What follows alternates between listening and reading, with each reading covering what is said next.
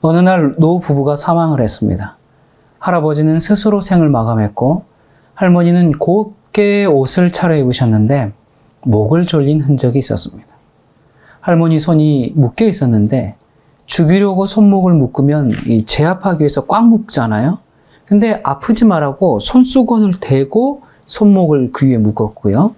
그 다음에 이제 할아버지의 유서가 옆에 있었는데 내가 아내를 죽였습니다. 용서해 주십시오. 이렇게 짧은 내용만 있었습니다. 근데 또 이상한 점은 할머니의 목도 수건을 대고 조른 겁니다. 이 노부부에게 무슨 일이 있던 것일까요? 할머니, 할아버지는 평생 성실하게 사셨고요. 풍족하진 않지만 그래도 은퇴할 때 집 하나 장만해서 살게 되었습니다. 아들 하나가 있었는데 그런데 아들이 사업을 하다가 잘 안 됐어요. 그래서 이 노부부의 집도 넘어가고 아들뿐만 아니라 할머니, 할아버지도 신용불량자가 됐습니다.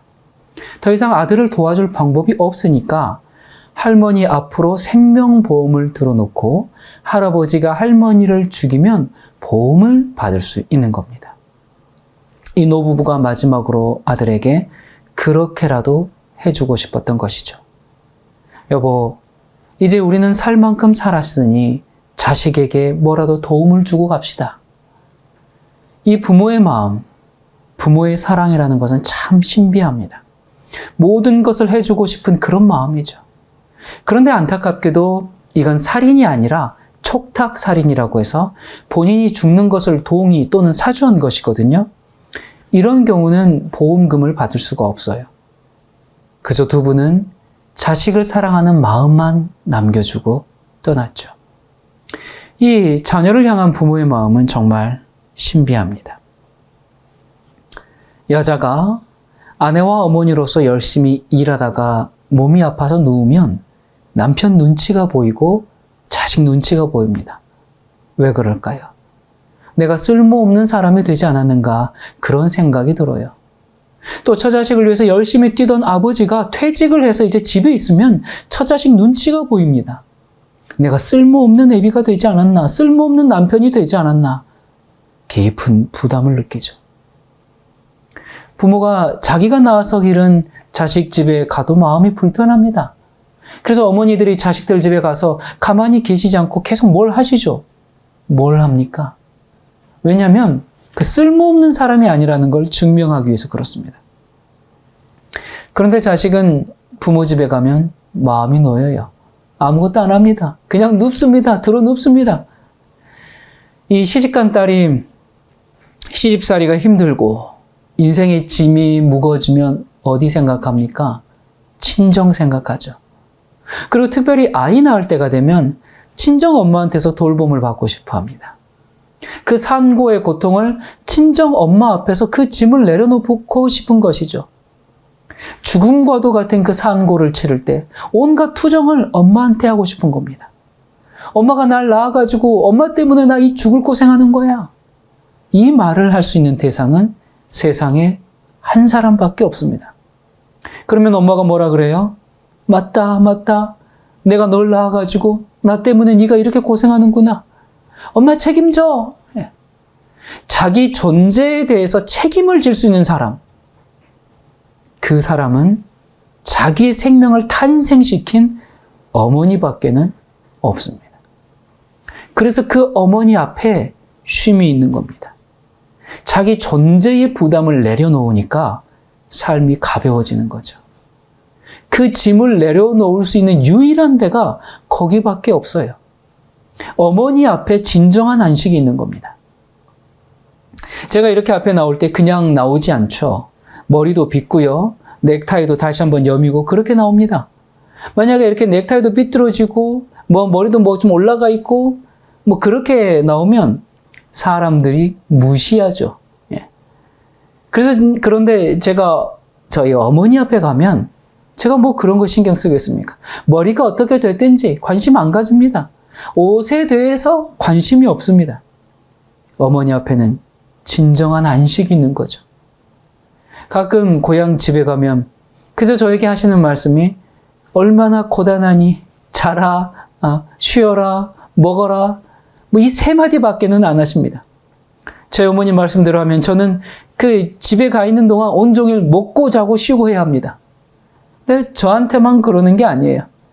며느리가 설거지라도 할라 치면 아이고 멀리서 왔는데 가만둬라, 쉬어라, 놀아라, 행복하게 살아줘서 고맙다, 그게 제일 큰 효도다 그러면서 설거지도 못하게 합니다. 물론 그래도 저희 내자가 설거지 하죠. 근데 어머니란 존재가 그렇습니다.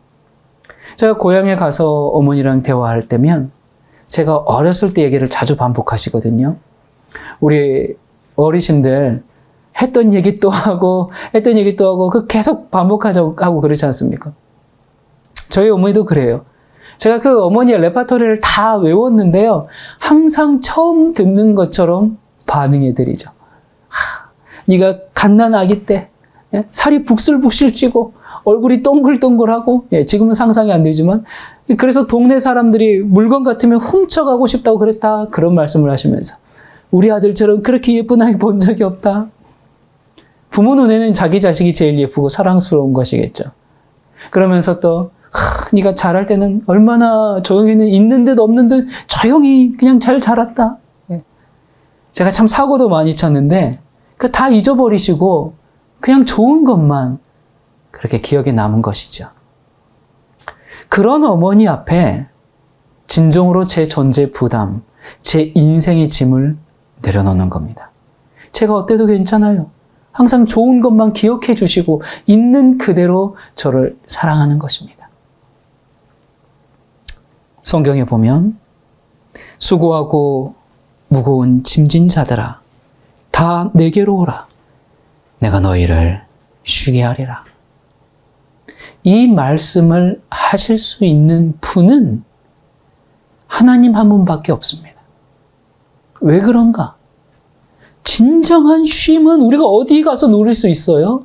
나를 있게 만드신, 내 생명을 책임질 수 있는, 나를 탄생시킨 주님 앞에만 있다는 사실입니다. 정말 우리의 그 존재 부담을 내려놓고 완전한 안식을 누릴 수 있게 할 분은 나를 있게 만드신, 내 존재에 대하여 책임을 지시는 그 예수님 한 분밖에는 없다는 사실이죠. 창조하신 하나님만 우리에게 안식을 주실 수 있는 겁니다. 그래서 출애굽기 20장에 안식일을 기억하여 거룩히 지키라. 왜 거룩히 그날을 지켜야 하는데? 왜? 이유가 나와요. 이는 엿새 동안에 나 여호와가 하늘과 땅과 바다와 그 가운데 모든 것을 만들고 제7일에 쉬었습니다. 이 모든 것에는 인류도 포함되어 있죠. 그러므로 나 여호와가 안식일을 복되게 하여 그날을 거룩하게 하였느니라. 안식일은 하나님이 인간을 창조하신 창조의 기념일이에요. 안식하고 창조는 뗄 수가 없습니다. 창조하신 분만, 자녀를 낳은 분만, 그 자식의 존재에 그 책임을 지실 수 있는 분만 안식을 주실 수가 있어요. 낳으신 부모만 그 자식의 존재 부담을 맡아서 그 자식에게 진정한 안식을 줄 수 있기 때문에 창조와 안식은 뗄 수 없게 돼 있습니다.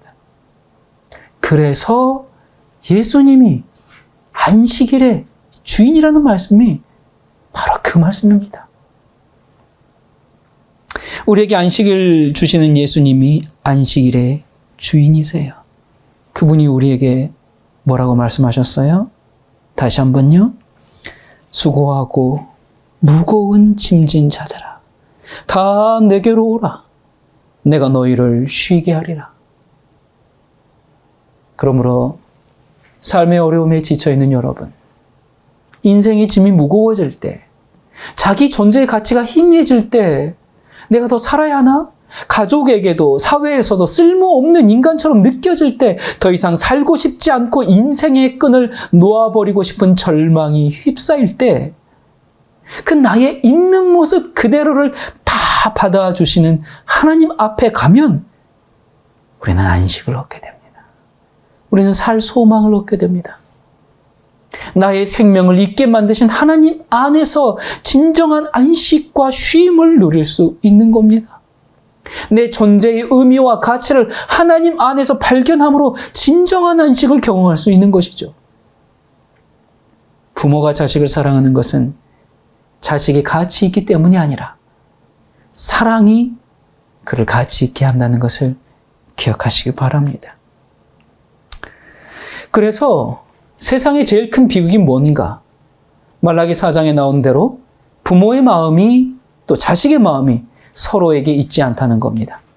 이 생명을 주고받은 이 관계가 깨지면 그것이 세상에서 제일 큰 불행인 것이죠.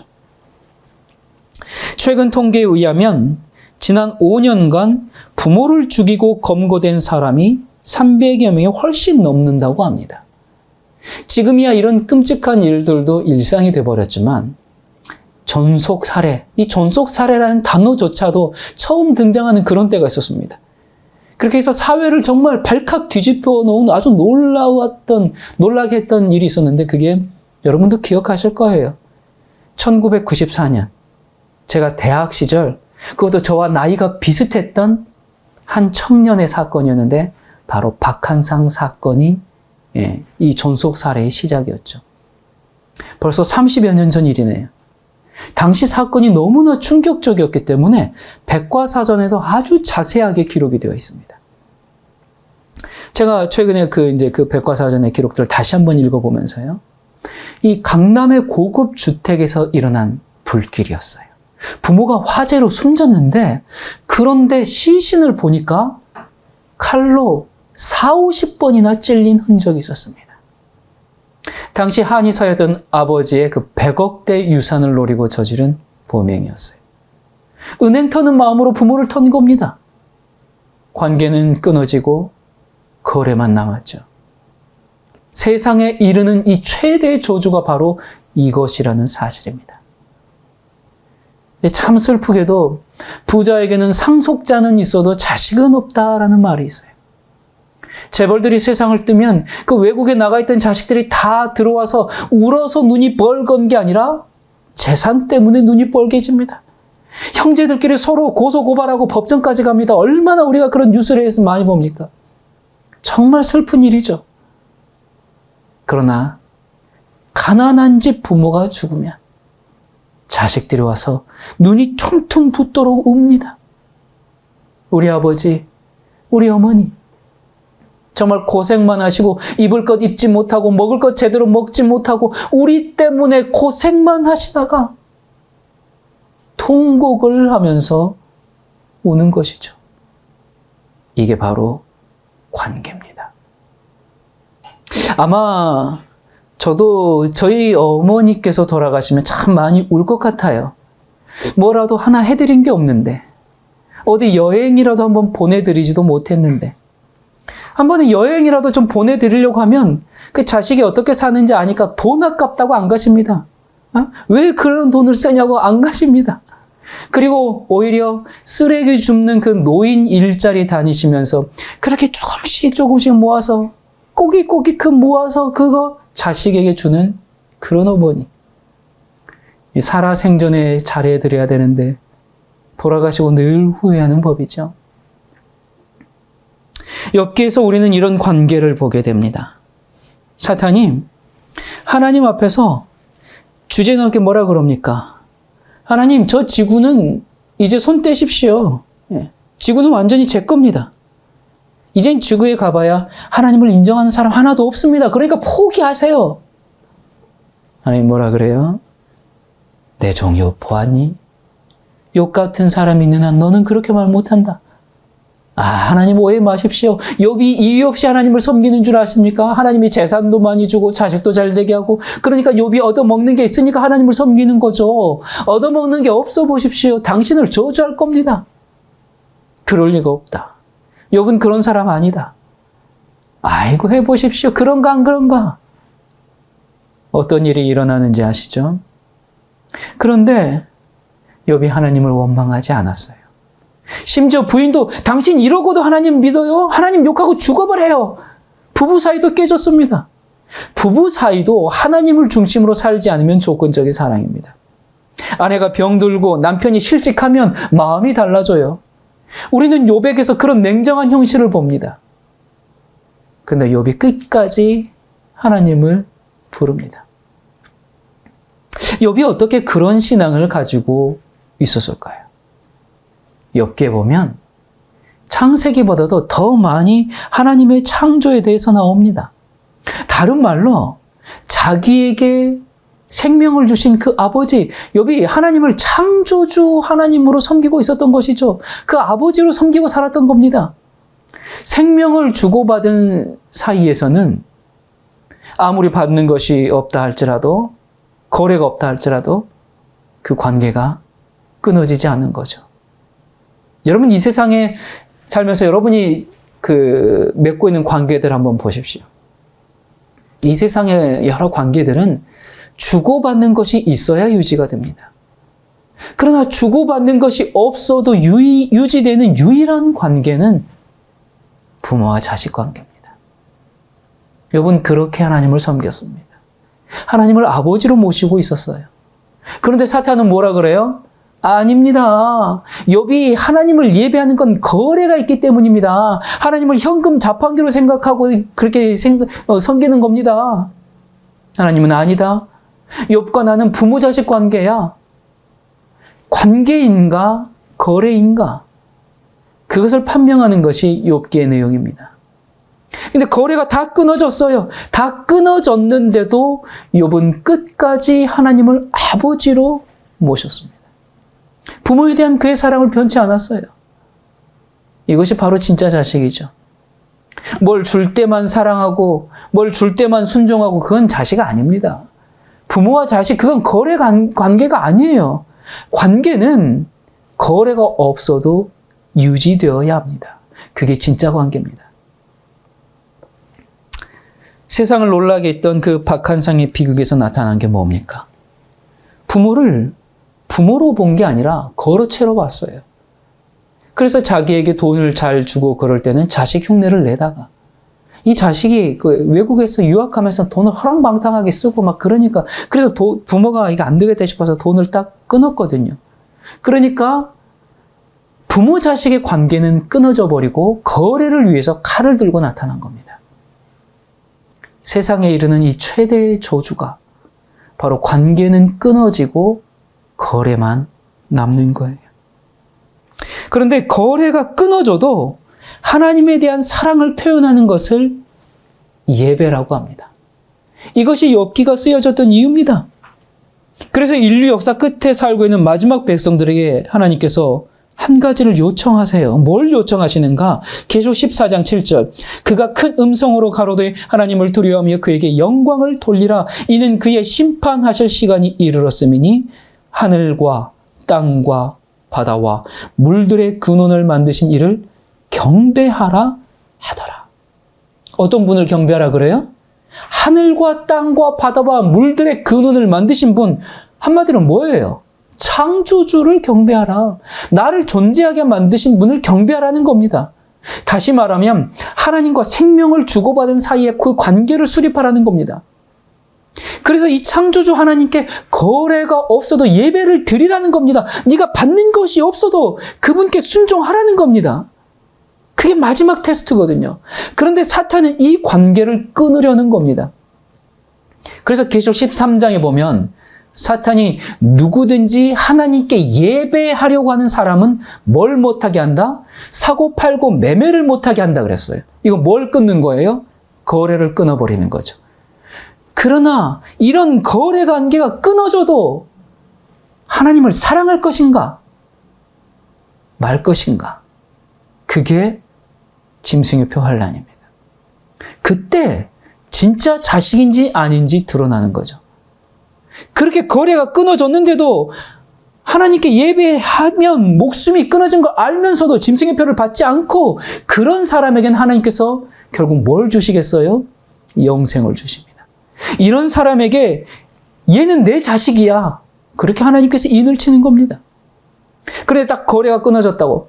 짐승의 표 안 받으면 사고팔고 매매를 못하게 돼. 아, 그러면 안 되지. 그러면서 사람들이 짐승의 표를 받아요. 그건 하나님의 자식이 아니라 짐승의 자식으로 인쳐지는 겁니다. 거래를 위해서, 먹고 살기 위해서 하나님을 헌신짝처럼 내팽겨치고 짐승을 따라가는 것이죠. 이 사회학적으로 사람과 짐승을 구분하는 방법이 있는데 아무리 지능이 발달된 침팬지도 예배하는 짐승이 없습니다. 여러분 기도드리는 원숭이 본 적 있습니까? 예? 아무리 비슷하게 생겼어도 그렇지 않습니다. 그런데 사람은 아무리 미개해도요. 저 아프리카나 아마존의 식인종들도 누군가의 미지의 존재에게는 예배를 합니다. 참 신기하죠? 다시 말하면 동물에게는 종교가 없습니다. 반대로요. 아무리 미개해 보이는 인간들이라 할지라도 종교 없는 인간이 없어요.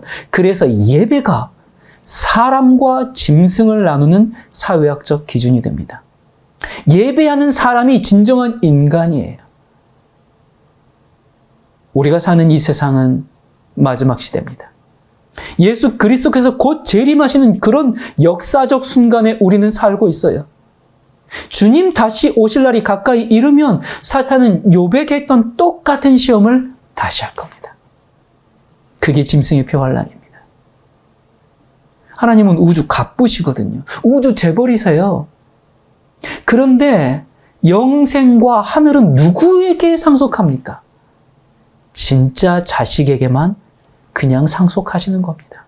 아무리 줘도 아깝지 않은 건 그 자식밖에 없습니다. 여러분 누가 자식한테 돈 받고 상속합니까? 그런데 진짜 자식에게 줘야 합니다. 안 그러면 그 자식 망쳐요. 그러면 진짜 자식은 어떻게 알아봐요? 거래가 끊어져도 자기에게 생명을 주신 그 관계를 끝까지 고수하면서 하나님을 사랑하고 예배하는 그 자식에게 하늘과 영생을 주시는 겁니다. 여러분 생명을 값으로 살 수 있습니까? 이 아이 얼마입니까? 그렇게 물을 수가 없어요. 이건 부모와 자식 관계를 통해서 그냥 준 선물입니다. 그 박한상이 정말 부모의 모든 것을 갖는 방법이 뭐였습니까? 부모님을 사랑하고 순종했으면 부모가 그건 누구 주겠습니까? 순종했다라면, 부모를 사랑했다라면 다 그거 자기 거 될 거 아닙니까? 마지막 시대를 사는 여러분, 이 땅에 사는 모든 사람이 겪어야 할 최후의 시련은 다른 것이 아니라 정말 하나님과 나, 그 생명을 주고받은 부모와 자식과의 그런 관계가 유지되는가 안 되는가 거기에 달렸다는 사실입니다. 모든 거래가 다 끊어져도 여전히 주님을 사랑하고 예배하는 이 관계가 우리가 하나님의 자식인지 아닌지를 증명하는 겁니다. 그런 자식에게만 하나님의 나라가 유업으로 주어지는 것이죠. 시편 131편 2절에 실로 내가 내 심령으로 고요하고 평온케 하기를 젖된 아이가 그 어미 품에 있음 같게 하였나니 내 중심이 젖된 아이와 같도다. 여기 보니까 다윗이 젖된 아이와 같다고 했습니다. 아이들이 엄마 품을 좋아하는 까닭은 왜 좋아해요? 엄마 가슴에 먹을 게 있거든요. 그래서 아이들은 엄마와 맘마를 똑같이 생각합니다. 엄마, 맘마. 엄마가 맘마고 맘마가 엄마예요. 그런데 다윗은 지금 나이를 먹으면서 하나님을 사랑하는 것이 이젠 그 젖을 뗀 아이가 어미 품에 있음 같다라는 겁니다. 밥을 먹여주니까 사랑하는 게 아니라는 겁니다. 이제는 그 어머니 하면 그 파도처럼 밀려오는 그 사랑, 그 자기 삶의 의미와 존재를 깨닫게 하는 그 엄청난 사랑 때문에 어머니를 사랑하는 게 아닙니까? 다윗이 지금 바로 그 얘기를 하는 겁니다. 어머니, 엄마가 밥을 먹여주고 옷을 입혀주고 돈을 주고 해서 사랑하는 게 아니라 하나님이 나에게 아무것도 안 해주셔도 하나님을 사랑할 수 있는 것, 그게 진정한 하나님과 나와의 관계입니다. 제가 어렸을 때 그 옛날에 여러분 일회용 기저귀 같은 게 어디 있습니까? 그땐 다 면 기저귀 빨아서 썼거든요. 그럼 기저귀 몇 장으로 계속 갈아야 하지 않습니까? 밤에 일을 보면 새벽에 엄마가 일어나서 또 빨아 넣으시고 잠도 제대로 못 주무시면서 우리를 그렇게 키웠지 않습니까? 저희 아버지께서 일찍 돌아가시고 어머니 혼자서 그 병들고 허약한 몸으로 삶의 모든 무거운 짐을 지시고 갖은 고생을 다 하신 그 어머니. 당신은 점심을 거르시면서도 자식들을 위해서는 언제나 선뜻 돈을 내놓으셨던 그 어머니. 추운 겨울에 난방도 하지 않고 전기장판 하나에 버티시면서 지금도 그래요. 보일러 좀 안 틀고 그 정말 한 1m도 안 되는 좁은 1인용 그 전기장판 하나에 버티시면서 그런데 자식들을 위해서는 꼬박꼬박 저축하셔가지고 통장을 내놓으시는 어머니. 이 자식은 이해할 수 없는 사랑입니다. 요즘은 그 명절 기차표 예매를 다 인터넷으로 이렇게 하는 이제 시대가 되었어요. 근데 예전에는요, 어땠습니까? 명절 때가 되면요, 우리 어머니 아버지들이 새벽 3시, 4시부터 우리 부모님들이 기차역에 가서 줄을 섭니다. 뭐 하는 거예요? 그 자식들 고향에 올 때 기차 타고 오라고 그 기차역 창구 오픈 시간은 오전 9시인데요. 표가 많지 않으니까 새벽부터 줄 서야 합니다. 그러면 2월 구정 기차표 사려면 1년 중에서 가장 추운 그 1월부터 새벽에 그 줄 서야 합니다. 노인들이 그 새벽에 나와서 줄지어 서 있습니다. 여러분 자식들이 그 사랑을 알까요? 제가 고향에 갔다가 돌아오는 날 아침이면 항상 분주합니다. 뭘 그렇게 주실 게 많은지. 이것도 가져가라, 저것도 가져가라. 뭐 김치, 쌀, 반찬들, 심지어는 화장지, 비누. 예. 지금이 전쟁 때도 아닌데 뭐라도 하나라도 더 주고 싶으셔서 비닐봉지에 이것 담으시고 저것 담으시고 그렇게 해서 또 출발하고 한 5분 정도 지나면 또 전화가 와요. 아이고 냉장고에 이거 놔뒀는데 깜빡해버렸다. 많이 갔냐? 예. 도대체 무슨 사랑이길래 줘도 더 주고 싶어 할까요? 그 어머니의 마음을 우리는 얼마나 할까요? 제가 가끔 그 시장에 나가서 가판대를 벌려놓고 장사하는 그 우리 부모님들을 물끄러미 바라볼 때가 있습니다. 종일 쪼그려 앉아서 그 산에서 밭에서 또 여기저기서 캐온 나물들을 파시는 그 우리 어머니들, 또 야윈 몸으로 수레를 끌고 가는 우리 아버지들을 보면서 저게 생명을 탄생시킨 책임이구나. 그것을 생각하게 됩니다. 우리가 이런 부모의 희생으로 지금 이 시대를 평온하게 잘 살고 있지 않습니까? 수고하는 부모의 모습을 볼 때마다 양 어깨와 손에 결박당한, 그 사랑에 결박당한, 그 자식에게 결박당한 부모의 모습을 보게 됩니다. 한국은 전쟁이라는 참 가슴 아픈 역사적 사건을 겪었어요. 1950년 전쟁의 기운이 나라를 어렵게 하던 그 시절에 공산당이 거리를 활보합니다. 그런데 철 모르는 아이가 동네 아이들과 놀다가 어떻게 장난으로 던진 돌이 그만 공산당 머리에 마그쳤어요. 노발대발한 공산당이 이 아이를 쫓아옵니다. 이 아이가 뛰는데 어디로 도망갈 거예요? 어디로 뛰겠어요? 자기 인생을 책임져 줄 부모가 있는 집으로 뛰는 겁니다. 아버지가 방문을 열고 나가보니까 아이 얼굴이 백지단이 됐어요. 왜 그러니? 공산당이 쫓아와요. 내가 던진 돌이 잘못 맞았어요. 아버지가 걱정하지 마라. 아빠가 나갈게. 잠시 후에 문을 박차고 그들이 들어옵니다. 입에서는 당장 반동분자라는 얘기가 나와요. 집에서 교육을 어떻게 했길래 이 아이가 이렇게 했느냐고. 그리고는 아버지를 잡아채서 끌고 나갑니다. 아버지는 뒤돌아보면서 아이에게 걱정하지 말아라. 이 말씀을 남기고 가셨습니다. 그리고는 다시는 돌아오지 못했어요.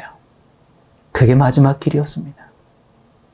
이게 자식 낳은 책임입니다.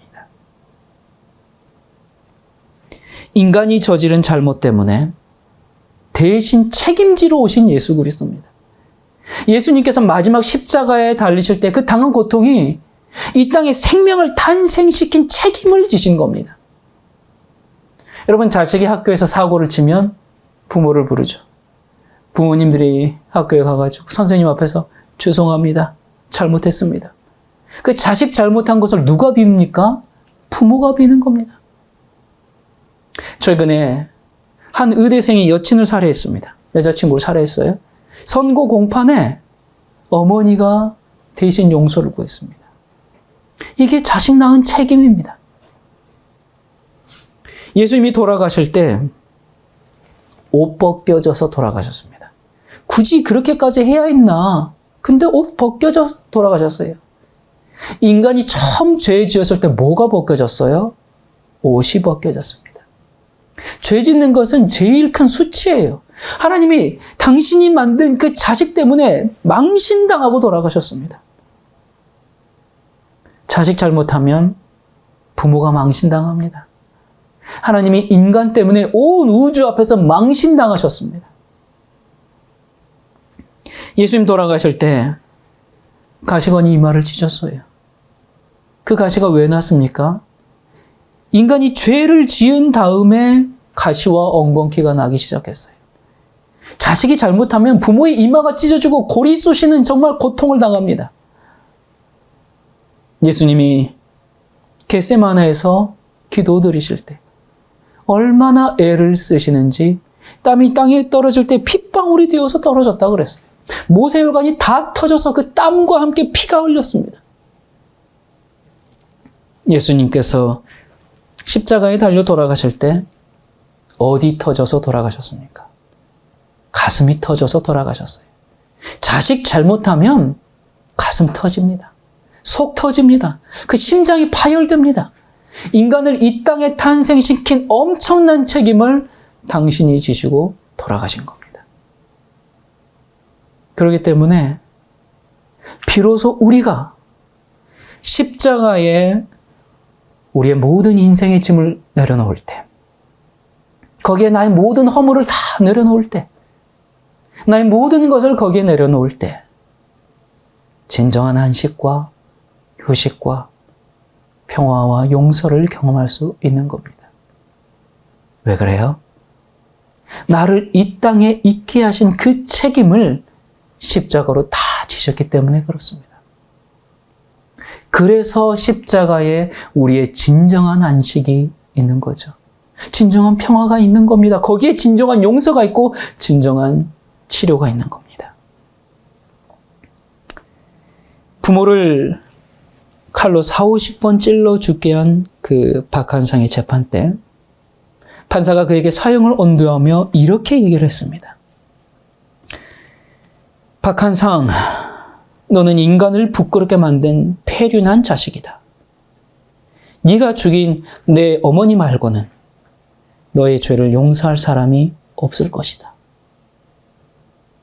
만약에 박한상 어머니가 다시 살아서 그 자리에 있다면 마지막 사형을 선고할 때 그 어머니가 뭐라고 하실까요? 울면서 용서해 달라고 할 겁니다. 그 아이를 용서해 주세요. 내 잘못이에요. 그 아이를 용서해 주세요. 자기 자식 죽여달라는 부모가 없어요. 그 어머니가 50번 가까이 칼에 찔려 죽을 때 그 마지막 순간에 그 복면은 했다지만 자식인 줄 왜 몰랐겠습니까? 의식이 꽤 오랫동안 있었는데 칼을 들고 나타난 그 사람이 자식인 걸 알았을 때 그때 그 부모 마음이 어땠을까요? 아니 너 한상이 아니냐? 그때 이미 가슴이 터졌을 겁니다. 심장이 터졌을 겁니다. 그러면서 옛날 일이 영화처럼 지나갔을 거예요. 어렸을 때 고통을 겪으면서 낳았던 그 아이, 품에 안고 젖을 먹이며 길렀던 그 아이, 수없이 기저귀를 갈아줬던 그 아이, 처음 학교에 입학시킬 때 새 옷을 입히고 뛰노는 모습을 보며 그렇게 기뻐하는 그 아이, 학교 다닐 때 끊임없이 보살폈던 그 아이, 그 아이가 칼을 들고 죽이러 나타난 겁니다. 그 잠시 동안 그 어머니 아버지 앞에 지나갔을 그 고뇌, 정말 큰 고뇌였을 겁니다. 심장이 터지는 고뇌입니다. 얼마 전에 어머니를 살해한 아들의 기사가 뉴스에 나왔어요. 그런데 그 뉴스의 제목이 제 눈길을 끌었습니다. 아들 흉기의 사망 순간 옷 갈아입고 도망가라 외친 어머니. 이 30대 아들이 빈둥거리며 술에 취해 집에서 TV만 보면서 세월을 낭비하자 뭐라도 좀 해라 라고 했는데 그 말에 격분해서 어머니를 찔렀는데 그 피를 흘리며 숨을 거두는 그 순간까지도 아들에 대한 사랑을 거두지 않았어요. 옷 갈아입고 도망가라. 이것이 마지막으로 남긴 유언입니다. 죽는 순간까지 그 자식을 놓지 않았어요. 부모를 죽이다니 어떻게 부모를 죽일 수 있을까? 그런데 여러분, 그게 바로 하나님을 죽인 인간의 모습 아닙니까? 우리가 하나님을 죽이지 않았습니까? 부모를 죽였습니다. 근데 그때 자기를 못 박는 인간들을 보시면서 그 고통 중에서도 예수님께서 무슨 말씀을 하셨는지 아십니까? 아버지여, 저들을 용서해 주옵소서. 자기들이 하는 일을 알지 못합니다. 이런 말은 누구만 할 수 있어요? 부모만 할 수 있습니다. 어머니만 할 수 있어요. 인간을 탄생시킨 하나님밖에는 할 수가 없습니다. 자기를 죽인 그 자식도 용서하는 이 엄청난 사랑. 여러분, 예수님께서 돌아가실 때 십자가의 고통 때문에 돌아가신 게 아닙니다. 십자가는 그렇게 빨리 죽지 않아요. 심장이 터져서 돌아가셨습니다. 자기가 낳은 인간이 당신을 십자가에 못 박았을 때 심장이 터져버린 겁니다. 그 큰 고뇌, 인간이 헤아릴 수 없는 그 고뇌, 그 엄청난 인간의 그 죄의 짐이 자기를 향하여 몰려올 때 가슴이 터져버리고 만 것이죠. 우리가 잘 아는 요한복음 3장 16절, 하나님이 세상을 이처럼 사랑하사 독생자를 주셨으니 이는 저를 믿는 자마다 멸망치 않고 영생을 얻게 하려 하심이니라. 하나님이 세상을 이처럼 사랑하사 죽음보다 강한 사랑으로 나를 사랑하신 것을 깨달으면 아무것도 안 해주셔도 주님을 사랑할 수 있습니다. 사랑은요, 받기만 해서는 절대 행복하지 않아요. 내가 사랑해야 합니다. 나도 사랑해야 합니다. 나의 모든 것을 바쳐서 사랑할 대상이 있을 때 인간은 최고의 행복을 느끼는 거죠. 오늘날 현대인들은 사랑받지 못해서 외롭습니다. 또한 사랑을 줄 곳이 없어서 방황하고 있습니다. 사랑할 대상이 없습니다. 그래서 고독해요. 외로워요. 부모도 나를 버리고 남편도 아내도 의지할 대상이 되지 못하고 친구도 자기의 필요에 의해서만 맺어지는 그런 관계가 되다 보니까 사람들이 삶의 의미를 발견하지 못하고 생을 마감해버리는 경우가 참 많습니다. 인간들의 사랑은 내가 받은 만큼만 주려고 하는 계산적인 사랑이죠. 그러나 여기 이 죽음보다 강한 사랑으로 우리를 사랑하신 사랑이 있습니다. 조건 없는 사랑, 무조건적인 사랑을 우리에게 주셨어요. 그분이 우리의 어머니입니다. 우리의 하나님 아버지십니다. 우리가 그 사랑을 알면 어떻게 되는가?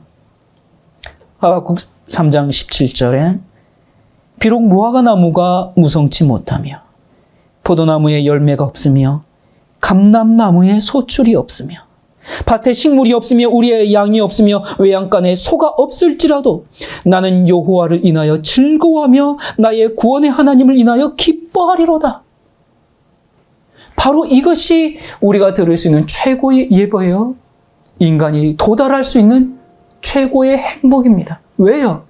내가 너무나 엄청난 사랑을 받았기 때문에 나에게 물질이 없어도 가족들로부터 버림받고 세상에 혼자밖에 없는 것 같고 사방이 막혀있는 것 같을지라도 나는 누구 때문에? 하나님 때문에 즐거워하며 기뻐하리라. 아멘입니다. 우리를 창조하시고 죽음보다 강한 사랑으로 우리를 사랑하신 그분이 우리의 하나님 아버지십니다. 우리가 그런 하나님을 사랑하고 예배할 때 인간이 도달할 수 있는 최고의 행복을 누릴 수 있게 되는 겁니다.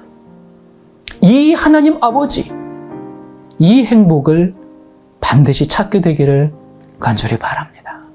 기도하겠습니다. 사랑의 하나님 아버지, 우리는 외롭습니다. 우리는 고독합니다. 주변을 둘러보면 나를 사랑하는 사람 하나 없는 것 같고 내가 진정으로 사랑할 사람도 없는 것 같습니다.